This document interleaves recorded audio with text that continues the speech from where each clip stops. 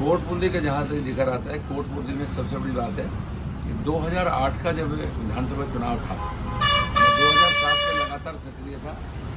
उस टाइम भी सारे लोगों की एक भावना थी कि आप विधानसभा का चुनाव लड़ोगे। मैंने एक मीटिंग में सबके सामने बात की थी कि मैं विधानसभा के चुनाव का प्रत्याशी नहीं हूँ, मैं लोकसभा के चुनाव का प्रत्याशी हूँ। मैंने तब भी त्याग किया था, सबके सामने कह दिया था।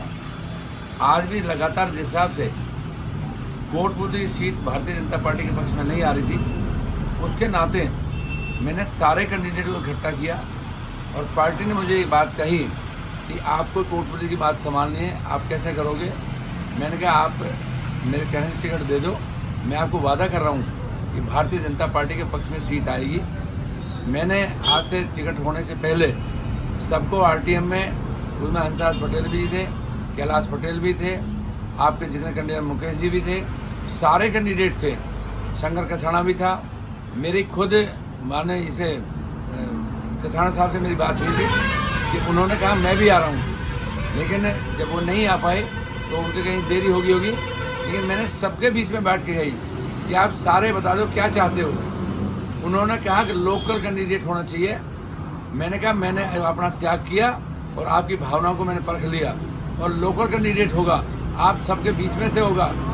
उस सबका सबके अनुसार तय करके हंसराज पटेल जी को माननीय जिस हिसाब से राजनीति में उन्होंने पीछे प्रयास किया, उस सबको देखते हुए हम सब ने तय किया और भारतीय जनता पार्टी ने उनको प्रत्याशी बनाया। मैं समझता हूँ ये हम सब के लिए बहुत खुशी की बात है कि भारतीय जनता पार्टी के प्रत्याशी हंसराज जी पटेल लाखों वोटों से जीतेंगे, ये मुझे उम्मीद है। क्योंकि जब मैं 2008 में चुनाव लड़ा था 55,000 वोट मुझे मिली थी इंडिपेंडेंट, मैं लोकसभा का प्रत्याशी था। लेकिन उसके बाद मेरे मन में टीस थी कि लगातार कोटपुतली की सीट भारतीय जनता पार्टी के पक्ष में नहीं आ रही, तो इसके लिए हम सब ने प्रयास किया। और मैं आज आपके माध्यम से कहना चाहता हूँ कि सारे कोटपुतली निवासियों से हाथ जोड़ के विनती करना चाहता हूँ कि आप ये सब भारतीय जनता पार्टी के पक्ष में वोट डाल के माननीय देश के प्रधानमंत्री नरेंद्र भाई मोदी की तरफ देखते हुए आप ये सीट भारतीय जनता पार्टी के पक्ष में करो, ताकि हम सबको इस बात का गौरव मिले। और कोटपुतली का जो एक इतिहास में नाम लिखा जा रहा था कि Bharatiya Janata party D grade की सीट है, उसको सबसे ज़्यादा वोट जला के ए ग्रेड की सीट बनाए। इन्हीं शब्दों के साथ आपका बहुत बहुत धन्यवाद।